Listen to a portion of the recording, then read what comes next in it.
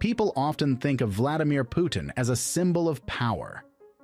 He has been leading Russia since 1999 and is one of the most powerful leaders Russia has seen since Stalin. Putin has done some big things, like invading countries next door, messing with the elections in the United States, and even changing Russia's laws so he can be in charge until 2036. But things weren't always this way. In the 1990s, a group of rich people, called oligarchs, ruled Russia. These oligarchs got really rich when the Soviet Union broke down. They had control over the news, paid off many politicians, and were the ones who helped Putin become powerful. However, when Putin didn't help them back, they started a fight against him. The Soviet Union achieved great things like sending the first person to space and building the first satellite. It was also the second biggest economy in the world. But in the 1980s, things started to go wrong, especially after they got involved in a war in Afghanistan. This war cost a lot of money and made their economy weaker. The leaders in the Soviet Union tried to improve the economy, but it was too late. People in different areas wanted to be on their own, and when the Berlin Wall fell, it was a sign for other countries to start leaving the Soviet Union one by one. The Soviet Union had a big economy, but it didn't work very well. The government owned everything and made all the decisions. So, if a factory made money, it had to give it to the government in Moscow. The government would then give some money back to the factories. But there was a problem. If a factory didn't use all the money they got, the government would think they didn't need as much the next year. So, factory bosses would spend more than necessary. This problem was everywhere in the country. Many factories struggled, the country had a lot of debt, and eventually the Soviet Union broke apart. During the 1980s, the Soviet Union faced huge problems that greatly changed its history. They were stuck in a difficult and costly war in Afghanistan, which weakened their economy and military. Despite their achievements in space and technology, their economy was struggling. The government was in charge of everything, which stopped new ideas and hard work from growing. People in different parts of the Soviet Union wanted to be independent. The fall of the Berlin Wall in 1989 showed that barriers were breaking down, and countries in Eastern Europe were gaining independence. This movement reached the Soviet Union, leading to its collapse. Next in our story, we'll see how these events led to the end of an era and the beginning of a new one with Vladimir Putin in power. Russia had to quickly switch from communism to socialism. The Russian government realized they had to privatize the factories, which were a big drain on their budget. They also wanted ordinary Russians to benefit from this change. Their plan was to divide the factories into 3 parts. One for the public, one for the government, and one for wealthy investors. To be fair, they gave regular Russians special papers called vouchers. These vouchers were like tickets to own a part of these factories. However, there was a problem. Most ordinary Russians didn't understand what it meant to own part of a factory, and they needed money for basic needs because they hadn't been paid in a long time. So, many sold their vouchers to factory managers for much less than their real value. Instead of helping ordinary people, a few individuals took advantage of this and became extremely rich. This led to the rise of very wealthy individuals known as oligarchs. When Russia's first president tried to stay in power, the country was in a real mess, and many people blamed him for it. Everyone thought he would lose the upcoming election. This was mainly because the parliament, which was mostly run by communists, seemed likely to win. So, the president asked the country's richest bankers for help. These wealthy people didn't want to help for nothing. They wanted a bigger part of the country's economy in return, specifically to sell more government-owned companies. But getting the parliament's approval for this seemed impossible, as it was dominated by communists. So, they came up with a clever and sneaky plan that ended up cheating the Russian government. Russia's financial system wasn't very strong then, so the government kept its money in commercial banks, which mostly managed it. With the country in chaos and President Yeltsin desperate to win re-election, Russia's top bankers made him an offer. They would lend him $500 million at a huge annual interest rate of 150%. In return, they would use the government's shares in major companies as security. If the government couldn't pay back the loans, the banks could keep these shares.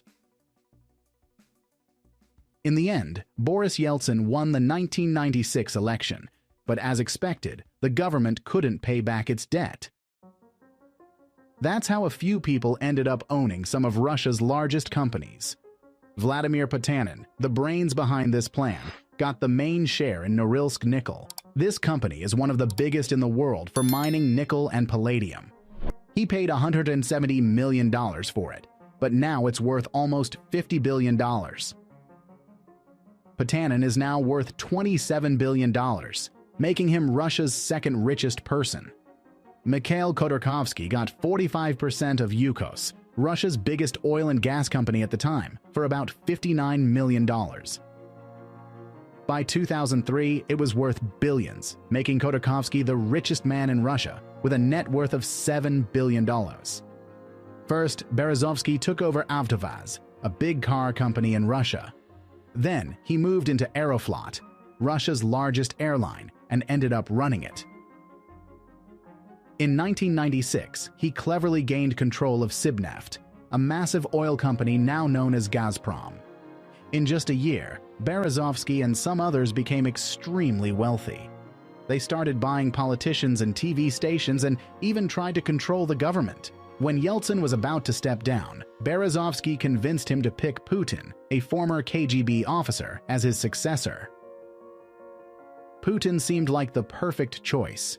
He promised safety for Yeltsin and his family and to do favors for the oligarchs. But things didn't go as planned. Putin kept his word to Yeltsin but started to gather power for himself after becoming president. He changed the game and showed the oligarchs who was in charge. But they weren't ready to lose power. They owned the media, had billions of dollars, and controlled many politicians. They wanted Putin to remember they helped him become president and could take it away if he didn't help them in return. Gusinski, another oligarch, owned NTV, the biggest TV channel in Russia then, along with the newspaper Segodnya, the radio station Echo of Moscow, and several magazines. He was a major influencer in Russia. His media started attacking Putin and making fun of him, which made Putin less popular. Putin knew he had to control the media to rule Russia strongly. He started investigating Gusinski, aiming to put NTV under government control and silence the opposition. Gusinski was accused of misusing funds and fraud and got arrested soon after. After his arrest, Kremlin representatives offered Gusinski a deal: sell his media empire, Media Most, worth billions, to Gazprom, media for just $300 million. In exchange for his freedom, Gusinski, under huge pressure, agreed to the deal and left Russia as soon as he was released. But Putin's actions didn't end there. He used Gusinski as a warning to other oligarchs. After Gusinski left Russia, Putin started a new investigation against him and asked Interpol in France for an international arrest warrant. Interpol declined, but under Russian pressure, the Spanish government arrested Gusinski and put him under house arrest in his home in southern Spain. Other wealthy Russians took this as a sign and chose not to oppose Putin. Abramovich, Deripaska, and Friedman all yielded to Putin to keep their wealth and freedom. However, Berezovsky, the key player behind Putin's rise to power, didn't follow this path. He controlled a major TV channel and expected big favors from Putin. Instead, the government investigated his deals with Aeroflot and took over his media empire. Forced to flee to the United Kingdom, Berezovsky lost all his businesses in Russia. His final attempt was a lawsuit against Abramovich, now aligned with Putin, for $5.5 billion. He lost the case, and his life ended sadly in 2013.